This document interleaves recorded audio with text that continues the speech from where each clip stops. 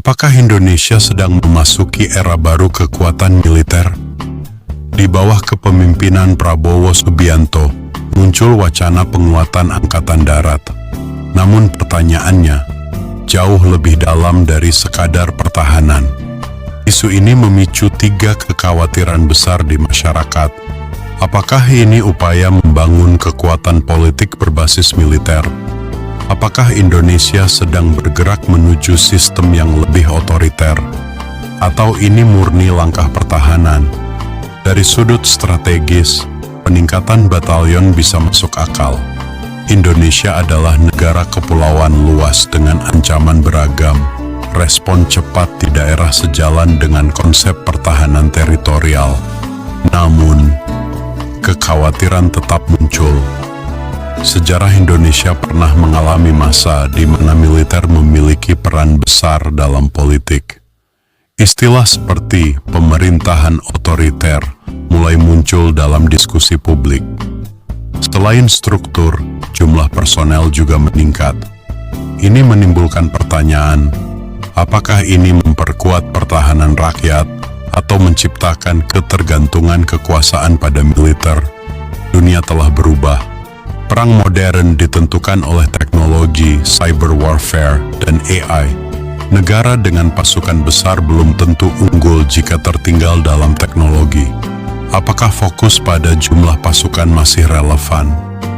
Di tengah ketegangan global dan ketidakpastian ekonomi, setiap kebijakan pertahanan harus dihitung dengan matang. Karena dampaknya tidak hanya pada keamanan, tetapi juga pada kesejahteraan rakyat. Jadi, apakah langkah ini tepat? Jawabannya tidak hitam putih. Ini bisa menjadi strategi pertahanan, tetapi perlu transparansi dan pengawasan.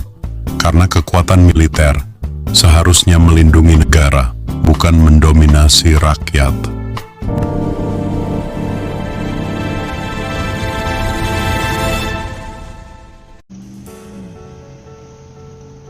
Di bawah langit politik yang baru, muncul pertanyaan besar, apakah Indonesia sedang memasuki era baru dalam kekuatan militernya?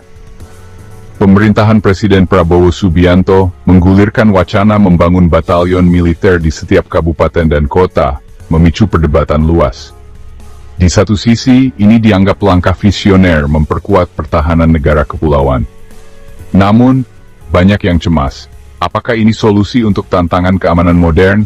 Atau justru membuka kembali kotak Pandora sejarah kelam militerisme. Ketegangan di Laut Natuna Utara, persaingan kekuatan besar, dan ancaman non-tradisional sering dijadikan alasan. Tapi apakah kehadiran militer masif di setiap daerah benar-benar jawaban terbaik? Perdebatan ini melibatkan semua lapisan masyarakat, karena hasilnya akan menentukan wajah Indonesia ke depan. Apakah kita akan menjadi negara yang lebih aman, atau masyarakat yang terus diawasi aparat bersenjata? Kebijakan pertahanan masif selalu memunculkan 3 kekhawatiran utama. Pertama, apakah ini murni strategi pertahanan? Indonesia sebagai negara kepulauan memang rentan, dan batalion di tiap daerah bisa mempercepat respons terhadap ancaman. Kedua, ada kekhawatiran kebangkitan otoritarianisme. Sejarah menunjukkan militer yang terlalu kuat bisa mengikis demokrasi dan menciptakan dualisme kekuasaan di daerah. Ketiga, motif politik. Apakah penempatan unit militer di seluruh negeri untuk memperkuat pertahanan rakyat, atau justru mengamankan kekuasaan elit? Ketiga isu ini saling terkait dan tidak bisa dipisahkan. Kebijakan yang tampak strategis bisa berubah menjadi alat penekan demokrasi jika tidak diawasi. Sebaliknya, ketakutan berlebihan pada militer bisa menghambat penguatan pertahanan yang memang diperlukan. Membongkar motif di balik kebijakan ini secara objektif adalah tugas seluruh bangsa. Hanya dengan analisis jernih, kita bisa memastikan langkah ini benar-benar untuk kepentingan nasional. Dari sudut pandang strategi, penambahan batalion di tiap daerah punya logika kuat. Indonesia terdiri dari ribuan pulau, menciptakan tantangan logistik besar bagi pertahanan.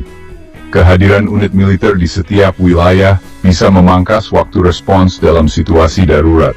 Selain itu, ancaman internal seperti separatisme, konflik komunal, dan terorisme membutuhkan penanganan cepat dan terlokalisasi. Polisi seringkali tak cukup siap menghadapi eskalasi kekerasan bersenjata.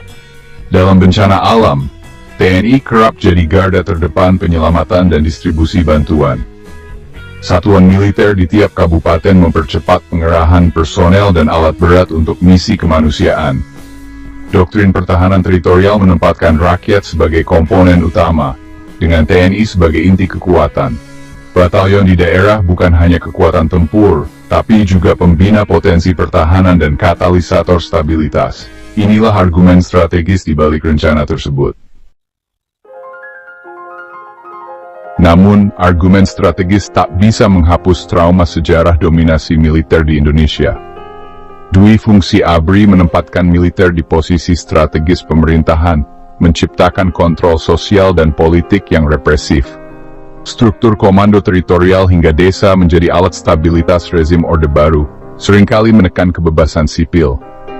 Reformasi 1998 menghapus dwi fungsi dan mengembalikan militer ke barak, menciptakan keseimbangan baru antara sipil dan militer.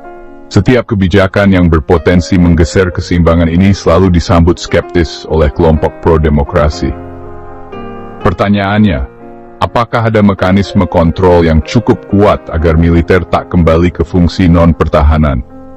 Sejarah jadi pengingat, kekuatan besar menuntut pengawasan dan tanggung jawab yang lebih besar. Penambahan batalion di setiap kabupaten adalah penguatan struktur komando teritorial Koter. Secara teknis, ini memperkuat pertahanan wilayah karena setiap kodim punya satuan tempur organik siap digerakkan. Namun dampaknya melampaui urusan militer, posisi Dandim bisa menyaingi kepala daerah sipil. Dalam krisis, siapa yang lebih didengar masyarakat, militer atau bupati? Ribuan tentara di lingkungan kecil mengubah dinamika sosial, meningkatkan potensi gesekan. Isu disiplin, arogansi, atau bisnis ilegal bisa muncul tanpa pengawasan yang transparan. Jika fokus pada pertahanan dan bantuan darurat, struktur ini bisa jadi aset nasional. Tapi jika digunakan untuk intervensi politik atau ekonomi, ia jadi ancaman demokrasi. Perdebatan bukan soal ada tidaknya Koter, tapi soal fungsi dan peran di era demokrasi. Garis batasnya tipis dan mudah dilanggar. Di era perang modern, kekuatan militer tak lagi diukur dari jumlah pasukan. Teknologi, data, dan kecepatan informasi kini jadi penentu kemenangan. Drone murah bisa melumpuhkan aset militer mahal, perang siber dan elektronik jadi domain baru.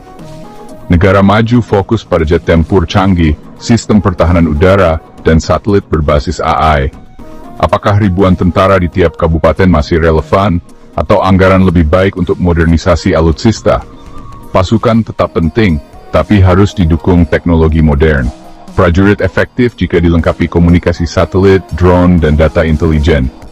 Strategi pertahanan ideal, integrasi personel dan lompatan teknologi, bukan sekadar menambah jumlah. Kebijakan pertahanan selalu dipengaruhi dinamika global. Di Indo-Pasifik, persaingan AS Tiongkok memanas, berdampak hingga perairan Indonesia. Indonesia dihadapkan pada dilema.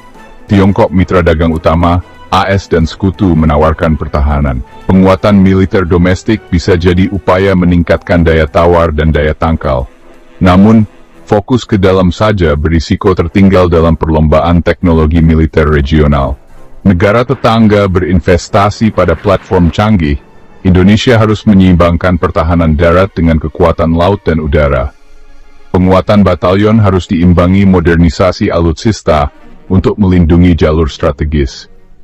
Menemukan keseimbangan antara pertahanan ke dalam dan keluar adalah tantangan strategis terbesar Indonesia. Setiap kebijakan pertahanan besar bermuara pada satu pertanyaan, dari mana anggarannya? Membangun dan memelihara ratusan batalion baru butuh biaya sangat besar, dari infrastruktur hingga gaji personel. Setiap rupiah untuk militer berarti mengurangi dana untuk sektor lain seperti pendidikan, kesehatan, atau infrastruktur. Apakah dana lebih baik untuk alutsista modern, atau program kesejahteraan rakyat? Di tengah ekonomi global yang tak pasti, alokasi anggaran harus sangat hati-hati. Negara kuat secara militer tapi rakyatnya tidak sejahtera, kekuatannya rapuh dari dalam. Diskusi pertahanan harus transparan soal biaya dan dampaknya pada sektor lain. Pemerintah harus jujur soal prioritas, apakah penambahan batalion benar-benar kebutuhan paling mendesak. Perdebatan batalion baru bukan soal memilih antara keamanan dan demokrasi, keduanya harus berjalan seiring. Keseimbangan hanya tercapai lewat transparansi, pengawasan efektif, dan supremasi sipil. Pemerintah harus terbuka soal tujuan, anggaran, dan aturan pelibatan militer di masyarakat. Dialog terbuka antara pemerintah, parlemen, dan masyarakat sipil mutlak diperlukan. Pengawasan DPR dan media bebas sangat penting untuk mencegah penyalahgunaan kekuasaan. LSM dan masyarakat harus diberi ruang aman untuk memantau implementasi kebijakan. Supremasi sipil harus ditegaskan dalam undang-undang militer adalah alat negara di bawah otoritas politik terpilih. Setiap pengerahan militer di luar perang harus berdasarkan keputusan politik dan diatur ketat. Intinya, kebijakan pertahanan harus melindungi rakyat, bukan mendominasi masyarakat sipil. Menurut kamu, apakah langkah ini strategis atau berpotensi berbahaya? Tulis pendapatmu di kolom komentar. Jangan lupa subscribe untuk analisis seputar geopolitik dan Indonesia.